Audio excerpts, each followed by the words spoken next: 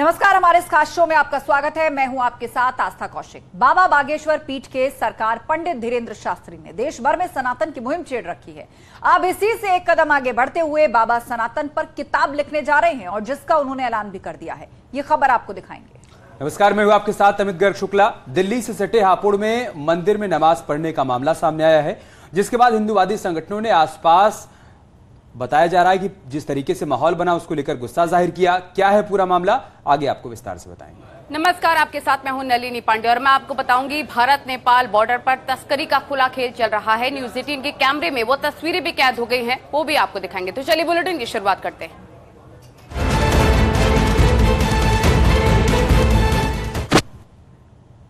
बाबा बागेश्वर पीठ के सरकार पंडित धीरेन्द्र शास्त्री देश भर में घूम घूम कर सनातन का जोर शोर से प्रचार कर रहे हैं और इस बीच उन्होंने एक नया ऐलान भी कर दिया है कि वो अब सनातन पर एक किताब लिखेंगे और उसके प्रचार के लिए देश के कोने कोने में जाएंगे। प्रत्येक स्कूलों में उस पुस्तक को पहुंचाया जाएगा।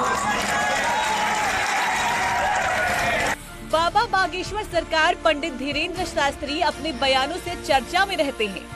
अब बाबा ने एक नया ऐलान किया है। पंडित धीरेन्द्र शास्त्री अब सनातन धर्म पर एक किताब लिखने वाले हैं और अपने भक्तों के सामने उन्होंने इसका ऐलान भी कर दिया है। भारत के प्रत्येक स्कूलों में उस पुस्तक को पहुंचाया जाएगा। बाबा ने फिल्म द केरला स्टोरी का जिक्र किया। धीरेन्द्र शास्त्री ने कहा कि उस फिल्म में पूछा गया था कि सनातन धर्म क्या है। अब सनातन धर्म पर वो एक छोटी सी किताब लेकर आएंगे जिसमें सनातन की महानता के बारे में बताया जाएगा। भारत के हर स्कूल में इस किताब को पहुंचाया जाएगा जो निशुल्क बांटी जाएगी। सनातन से जुड़े हर मामले पर अपनी बेबाक राय रखने वाले बागेश्वर धाम के पीठाधीश्वर धीरेन्द्र कृष्ण शास्त्री लव जिहाद और धर्मांतरण को लेकर भी मुखर हैं। मध्य प्रदेश की मंदसौर पहुंचे बाबा बागेश्वर ने धर्मांतरण पर रोक लगाने की बात करते हुए कहा कि वो हिंदू धर्म पर किताब लिखेंगे। भारत के प्रत्येक स्कूलों में उस पुस्तक को पहुंचाया जाएगा। उसके लिए हमने तैयारी शुरू कर दी है और उसके लिए हम समाज के लोगों से 5 दिन की छुट्टी भी लेंगे और अकेले में एकांत में जाकर के उस पुस्तक का लिखन कर रहे हैं। बाबा बागेश्वर सरकार पंडित धीरेन्द्र शास्त्री देश भर में घूमकर हिंदू राष्ट्र की हुकार भर रहे हैं। बाबा के एक के बाद एक दिव्य दरबार लग रहे हैं और वहीं से वो सनातन धर्म का जोर शोर से प्रचार करते हैं। उनके दरबार में लाखों भक्तों की भीड़ पहुंचती है। अब उन्होंने एक नया ऐलान कर दिया है। जाहिर है कि अब विवाद भी जरूर बढ़ेगा। Bureau report, news 18।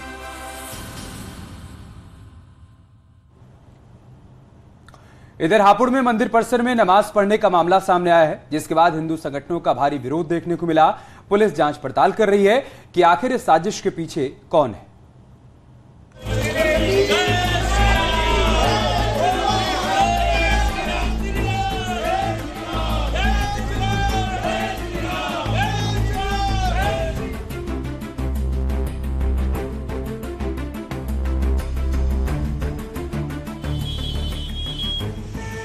देश भर में खुले में नमाज पढ़ने के कई वीडियो सामने आ चुके हैं। अब यूपी के हापुड़ से एक चौंकाने वाला मामला सामने आया है, जहां बताया जा रहा है कि एक युवक मंदिर परिसर में दाखिल हुआ और चादर बिछाकर नमाज पढ़ने लगा। खबर फैली तो मंदिर परिसर से कुछ ऐसी तस्वीरें भी सामने आईं। स्थानीय लोगों में भारी आक्रोश है। लोगों ने जय श्री राम के नारे भी लगाए।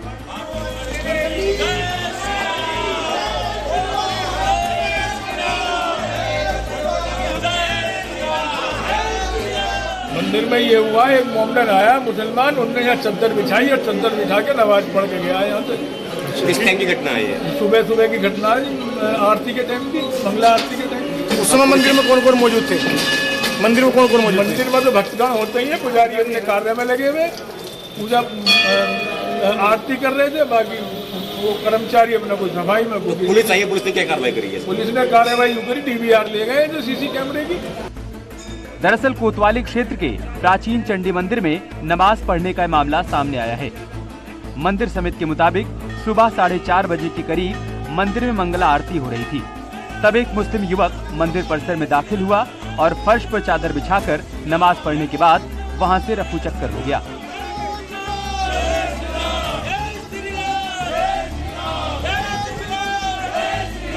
मैं आप लोगों को और शहर की जनता को ये बता देना चाहता हूं, ऐसी घटना किसी कीमत पर बर्दाश्त नहीं की जाएगी। अगर वो दोषी पाया गया तो कानून के हिसाब से कार्रवाई की जाएगी, और किसी के दिमाग में कोई गलतफहमी पलती हो तो उसकी छाती में भगवा ध्वज गाड़ दिया जाएगा। चंडी मंदिर के लिए, अपनी आस्थाओं के लिए हम किसी प्रकार का कोई समझौता नहीं करेंगे।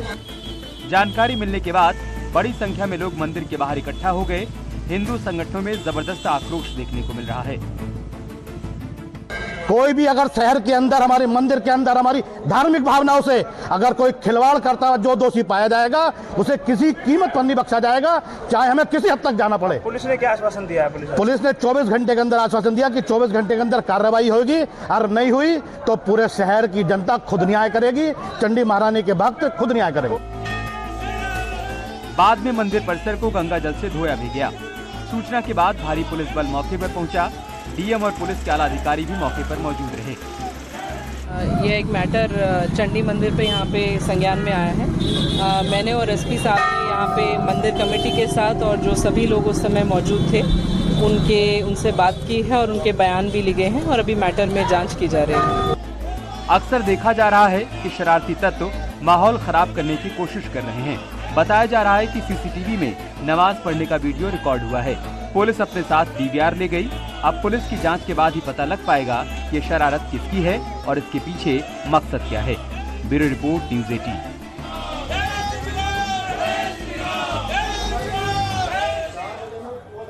और चलिए खबरों में आगे बढ़ते हैं। आपको बता दें कि दिल्ली नेपाल बॉर्डर पर तस्करी का खुला खेल चल रहा है। ग्राउंड जीरो पर न्यूज़ 18 की टीम पहुंची है। कई बड़े खुलासे चौंकाने वाले हुए हैं। क्या है वो बड़े खुलासे, इस रिपोर्ट में देखिए।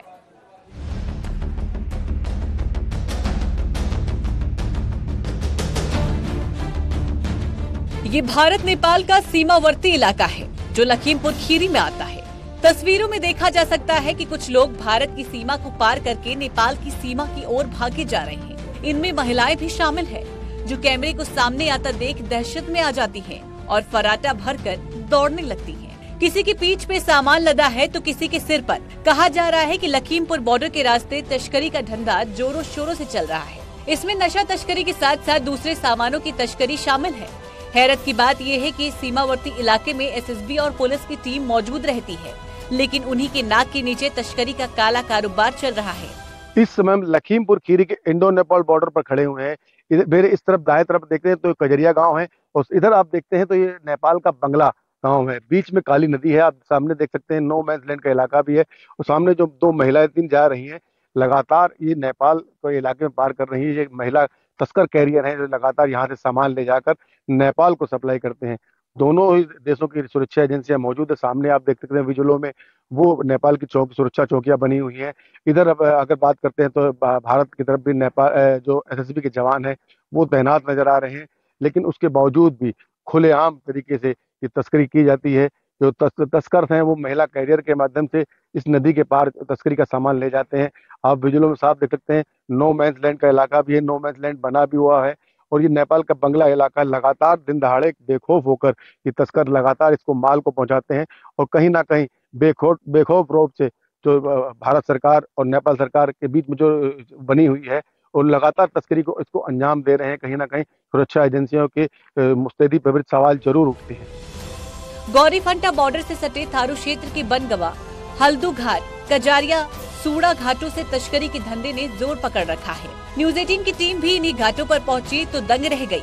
अवैध रूप से नदी पर बने घाटों और जंगलों के चोर रास्तों से तस्करी को अंजाम दिया जा रहा है। इनमें पुरुष और महिलाएं दोनों की भागीदारी है, और कहा जा रहा है कि बॉर्डर से नशीले पदार्थ के अलावा किराना, हार्डवेयर, तंबाकू, कपड़ा, गुटखा इन्हीं घाटों से नेपाल पहुँचता है, और नेपाल सीमा से भी नशे का सामान भारत आता है। इतने बड़े पैमाने पर हो रही तस्करी को लेकर पुलिस की कार्यशैली पर भी सवाल खड़े हो रहे हैं।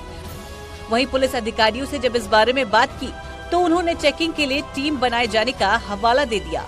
हमारे 4 थाने इस बॉर्डर से लगते हैं और 2 सर्किल।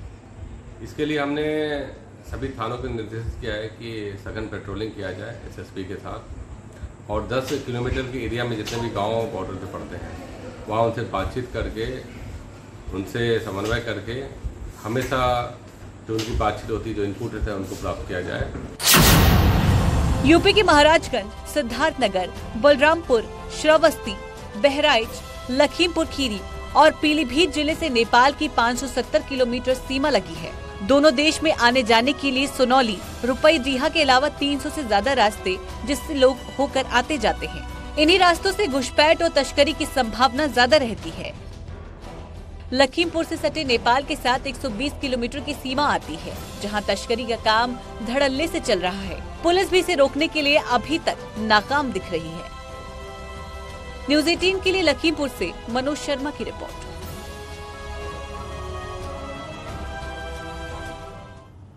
देश और दुनिया में उत्तराखंड का नाम रोशन करने वाली 12 साल की इंटरनेशनल खिलाड़ी को देहरादून के स्कूलों में एडमिशन नहीं मिल रहा है। खबर सुनकर थोड़ा अटपटा आपको लग रहा होगा, लेकिन ये 100% सच है। विदेशों में देश को मेडल दिलाने वाली बिटिया देहरादून के कई स्कूलों में दर दर भटकती रही, लेकिन किसी स्कूल ने एडमिशन देने की जहमत नहीं उठाई। ये रिपोर्ट देखिए।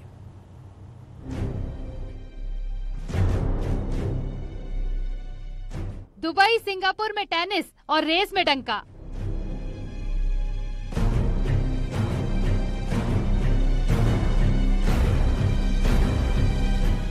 दिव्यांग बिटिया के एडमिशन में शंका।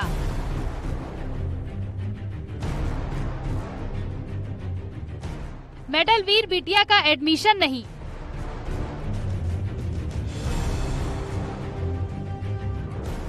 दुनिया जीतने वाली एडमिशन में हार गई।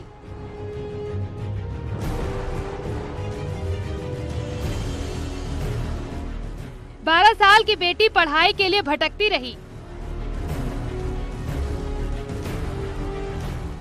होप टेरेसा देहरादून में हुई होपलेस।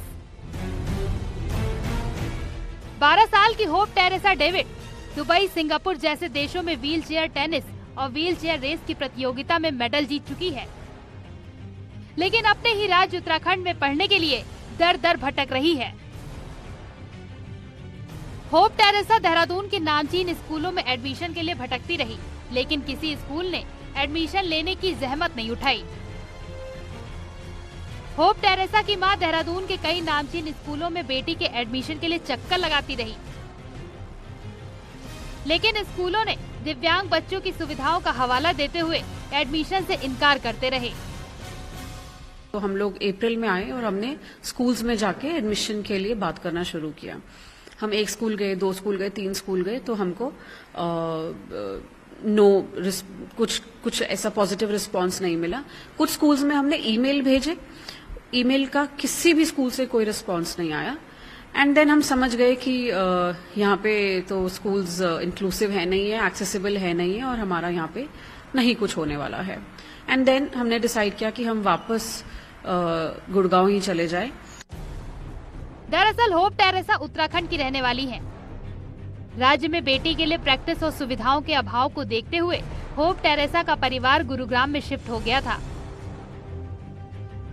लेकिन अब उसका परिवार देहरादून ही वापस आना चाह रहा था, जिसके लिए सबसे पहले होप के एडमिशन की कोशिश की गई। लेकिन स्कूल में दिव्यांग बच्चों के लिए रैंप न होने की वजह से स्कूलों ने एडमिशन देने से ही मना कर दिया। क्योंकि मेरे को देहरादून में एडमिशन चाहिए था और हमें देहरादून में नहीं मिला, तो हमें वापस जाना पड़ा था। स्कूल्स में पूरा सारे स्कूल्स एक्सेसिबल होने चाहिए ताकि बाकी स्टूडेंट्स को स्कूल में एडमिशन मिल जाए। हम अभी छुट्टियां में सब स्कूल्स में जाके रैम्प्स लगा रहे हैं ताकि जो हमने फेस किया है वो बाकी लोग ना फेस करें। स्कूलों में रैंप की कमी को देखते हुए अब होप ने अपनी मां के साथ स्कूलों में रैंप लगवाने की मुहिम छेड़ दी है। होप की मां का कहना है कि राज्य में दिव्यांग बच्चों को एडमिशन के लिए दर दर भटकना न पड़े, इसीलिए स्कूलों में रैंप जरूरी है। हम चाहते हैं अब जो ये जरिया बन चुका है, इसके सपोर्ट से हम आगे किसी बच्चे के साथ ये प्रॉब्लम ना हो, तो हम इसको आगे, इस कैंपेन को आगे बढ़ाना चाहते हैं। होप की मायूसी को देखते हुए न्यूज़ 18 ने राज्य बाल आयोग से इस पर बात की, तो बाल आयोग ने फौरन कार्रवाई करते हुए देहरादून के सेंट जोसेफ, ज्ञानंदा, सीजेएम और आर्यन स्कूल समेत करीब 10 स्कूलों को नोटिस भेजकर 10 दिन में जवाब देने को कहा है। साथ ही डीजी एजुकेशन को भी स्कूलों पर कार्रवाई करने के लिए कहा गया है। हमने सभी विद्यालयों को नोटिस भेजा और उन्हें अपने साथ पेरेंट्स के साथ हमने उनको बुलाया और उनको इस पर लिखित स्पष्टीकरण मांगा है और हम एक्शन भी लेने के लिए मैंने चिट्ठी प्रेषित करी है डायरेक्टर एजुकेशन को और सभी विद्यालयों से उनका स्पेशली एबल्ड बच्चों के लिए क्या उनके पास इंतज़ाम है इस पे स्पष्टीकरण देने के लिए एक वृद्ध अभियान भी चलाने को मैंने डायरेक्टर एजुकेशन को लिखा है। और अफसोस की बात यह है कि हमारे पास ये खबर आने से पहले, हमारे संज्ञान में आने से पहले बच्चे ने बैंगलोर के एक पोद्दार स्कूल में एडमिशन मिल गया है। बहरहाल होप टेरेसा ने बैंगलोर के एक स्कूल में एडमिशन ले लिया है, लेकिन बड़ा सवाल है कि जब स्कूलों में नियम है कि बिना रैंप फैसिलिटी के कोई स्कूल नहीं बनाए जाएंगे, तो कैसे इन स्कूलों को एनओसी दे दी गई? और अगर रैंप लगे हैं तो फिर क्यों एक बच्ची को एडमिशन के लिए भटकना पड़ा? न्यूज़ 18 के लिए देहरादून से भारती सकलानी, उनियाल की रिपोर्ट।